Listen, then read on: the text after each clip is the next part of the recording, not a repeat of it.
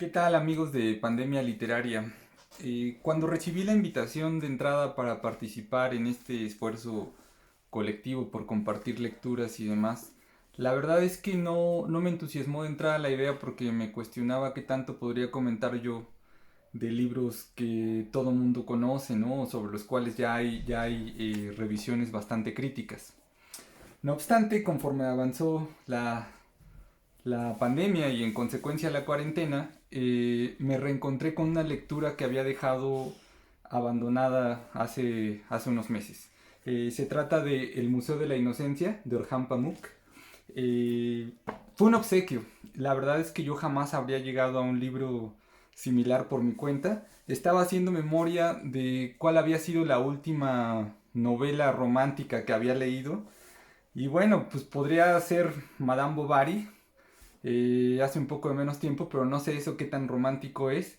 Y quizá la que sí lo fue Noches Blancas de Dostoyevsky, que sí me gustó y me gustó mucho, pero me gustó a los 19, ¿no? De entonces ahora ha pasado ya un considerable tiempo.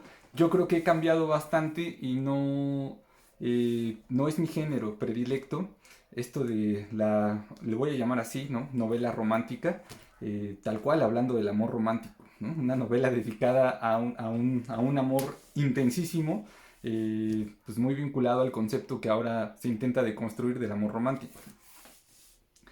El Museo de la Inocencia, insisto, fue un obsequio. Tal cual, alguien llegó. Yo estaba en una biblioteca justamente, dije que estaba ocupado y alguien llegó, creo que de manera muy sincera, a decirme: sí, solo te quería entregar esto. Y me comentaban algo así como que había sido su lectura favorita durante la preparatoria, según recuerdo. Yo, pues intentando corresponder a ese gesto, comencé la lectura de inmediato, pero me costó mucho trabajo, ¿no? Entonces recuerdo haber avanzado un par de capítulos de manera muy accidentada y por ese entonces me encontré con una idea de estas que circulan en Twitter todo el tiempo, que decía, bueno, no hay que forzar la lectura, ¿no? Si un libro no te convence, si un libro no te atrapa de entrada, no es necesario continuar, ¿no? Entonces, como que me quedé con esa premisa en la cabeza, lo dejé en paz.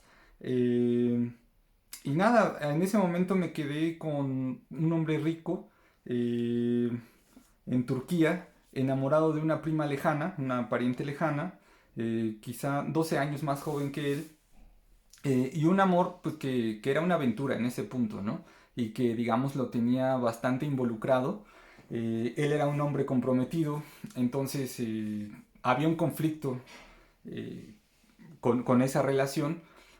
Y hasta ahí yo sentía que se tardaba mucho, ¿no? En la descripción de esa relación que era prohibida.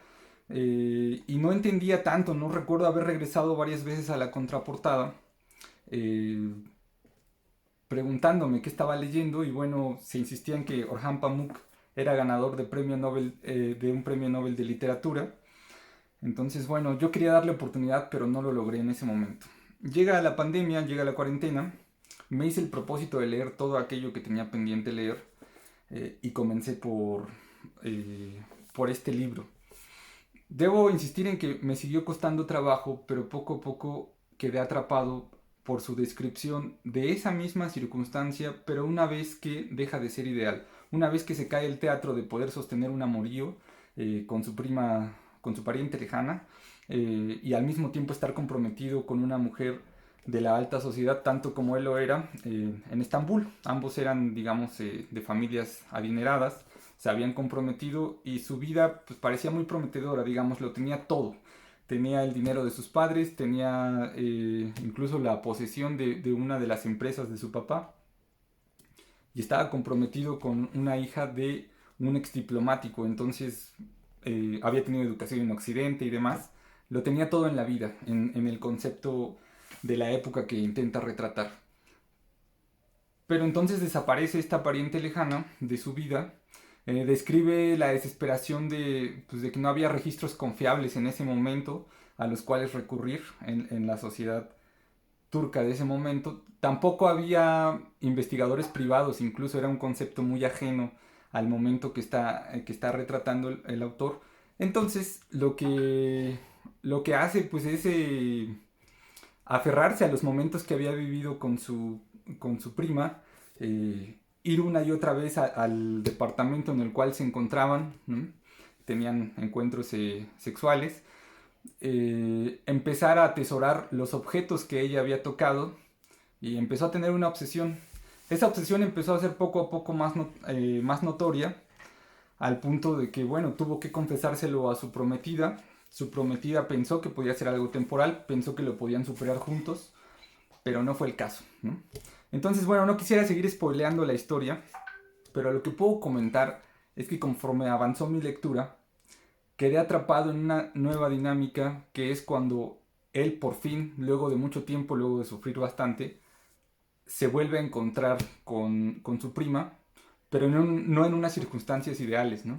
Entonces él termina pasando 8 años de su vida eh, invertidos de una manera, voy a insistir, muy aburrida para alguien que estaba en sus 30 y que tenía todo para haber triunfado, supongo, ¿no?